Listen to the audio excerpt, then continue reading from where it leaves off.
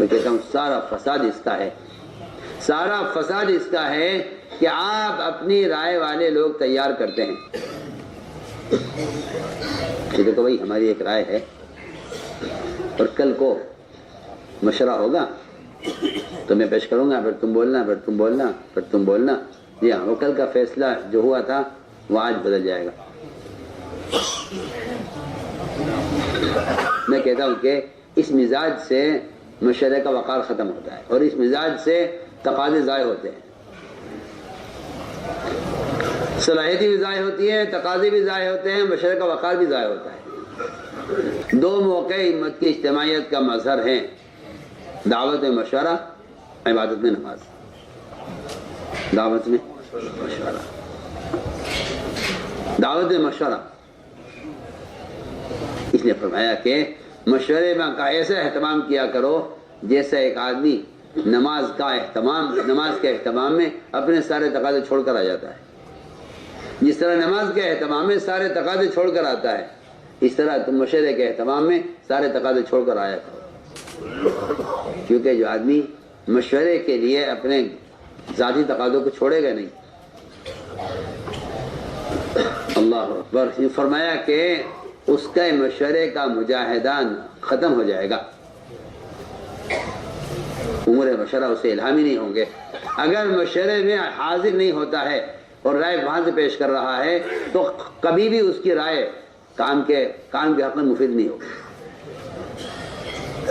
کیسے ہو جائے گی؟ جب خارج صلاۃ کا لقمہ نماز کو فاسد کر دیتا ہے تو مشورے سے باہر کی رائے مشورے کو کیا باقی رکھے گی؟ سوچیے، جب خارج صلاۃ کا لقمہ نماز کو فاسد کر دیتا ہے تو مشورے کے باہر سے رائے لکھ کر بھیجنے والے کی رائے مشورے کو کیا باقی رکھے گی؟ میں تو بہت آسان مثال دے رہا ہوں۔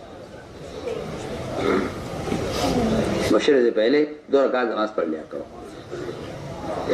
اللہ سے مشورے سے پہلے 2 رکعت استخارے کی پڑھ کر اللہ سے کہا کرو کہ اللہ تو ہمیں اپنے کام کے امور الہام فرما دے، تو جانتا ہے کہ ہمیں کام کیسے کرنا ہے۔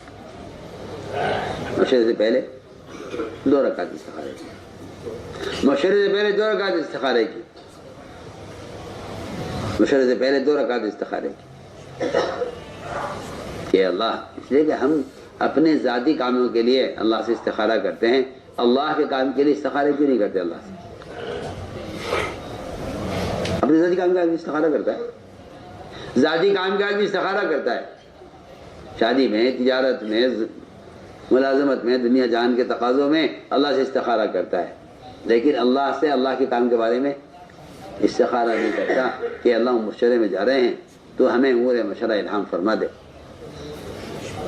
اور یہ بات حق ہے کہ جن لوگوں کا 2 صفتیں ہوں گی، ایک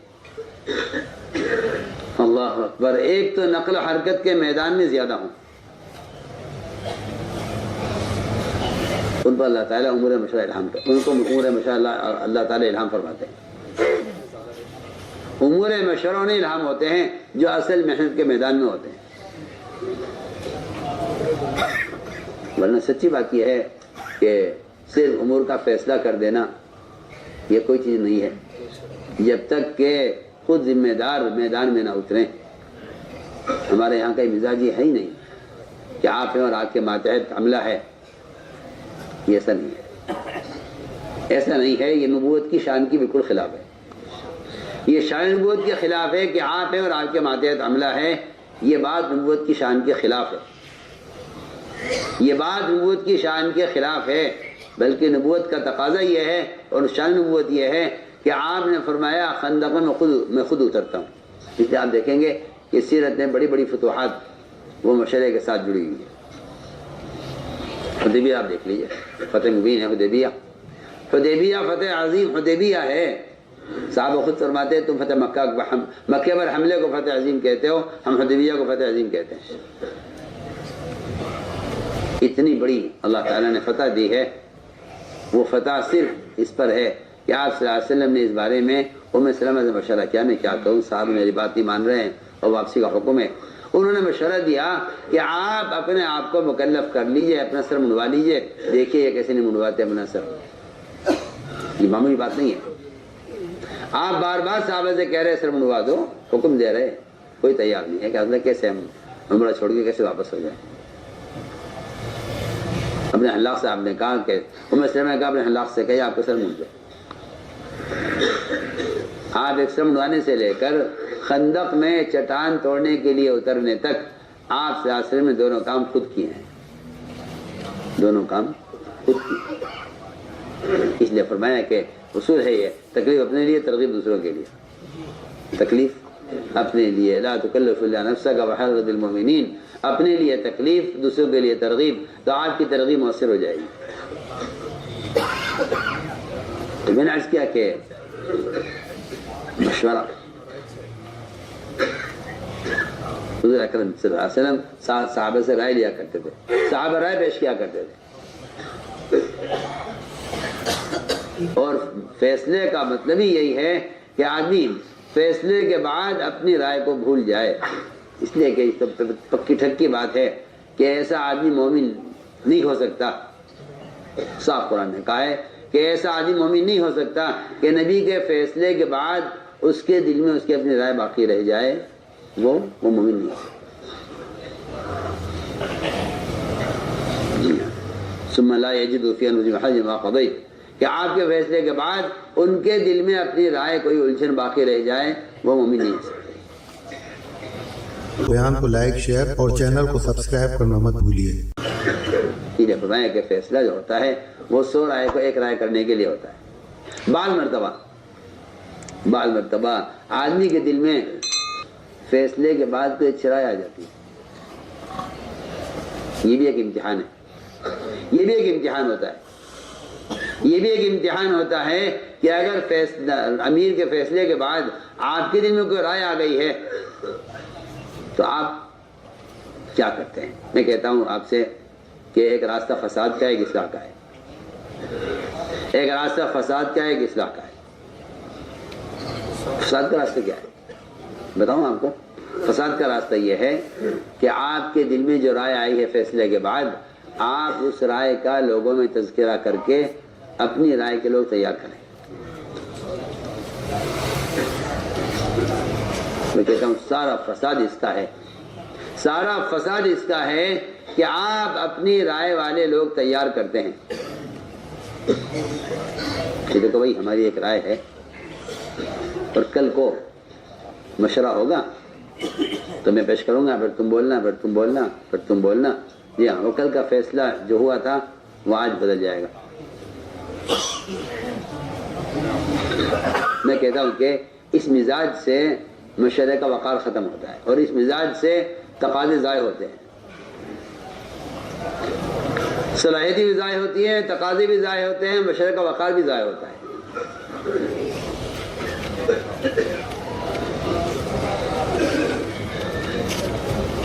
بلکہ بعض مرتبہ ایسی غلطی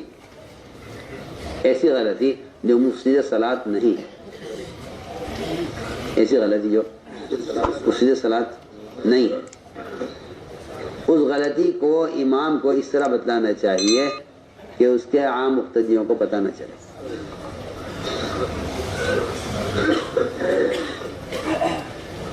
جو غلطی مفسد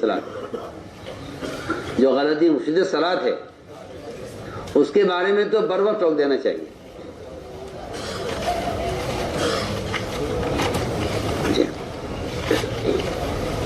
لوگ معلوم ہو جائے کہ بھئی یہ غلطی مفسد صلاۃ ہے. جو غلطی مفسد صلاۃ نہیں ہے اس کے بارے میں امام کو اس طرح ٹوکنا چاہیے کہ اس کے مقتدیوں کو پتہ نہ چلے.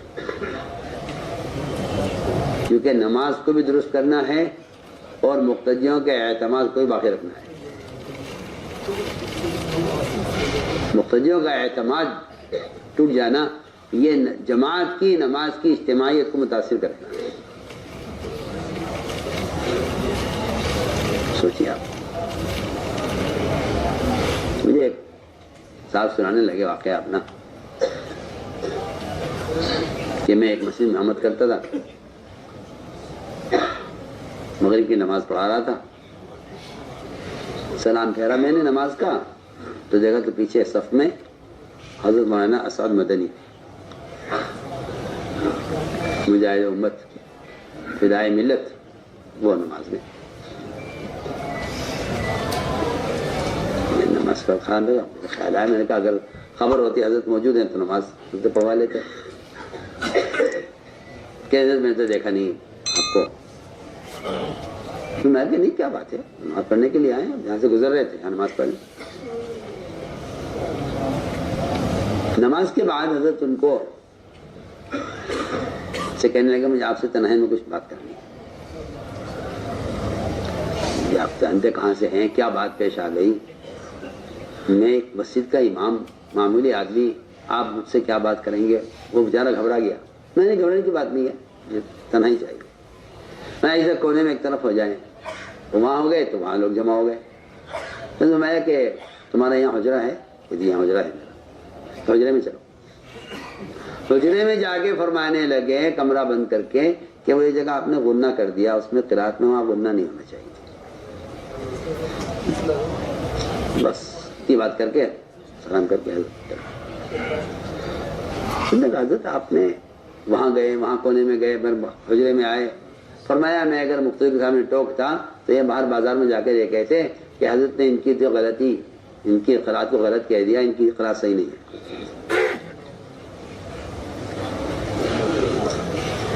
ان کی قرات یہ مجھے اس شخص نے اگر خود نہ سنایا ہوتا, میں کہتا ہوں اس نے مجھے خود سنایا واقعہ کہ یہ واقعہ میرے ساتھ پیش آیا.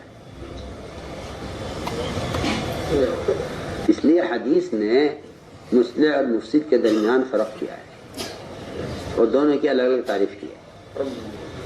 دونوں کی تعریف کی ہے حدیث نے کہ مفسد کون ہے, مصلح کون ہے. جو آدمی کسی کے منکر کو منکر کرنے والے کے علاوہ کو سنانا چاہتا ہے اس کو حدیث میں مفسد کہا گیا ہے.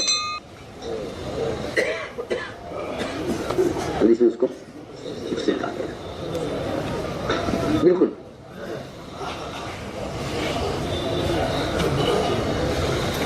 اس کو مفسد کہا ہے. اگر آپ تلاش کر رہے ہیں عیب یہ جاننے کے لیے کہ اگر مجھے پتہ چل جائے انہوں نے کیا کیا تاکہ لوگوں کو بتاؤں, تو فرمایا کہ یہ جو عیب تلاش کر رہا ہے کسی مسلمان کا, یہ مصلح نہیں, یہ مفسد ہے. انکا انتباہ عورات المسلمین افسدتہم, صحیح روایت ہے.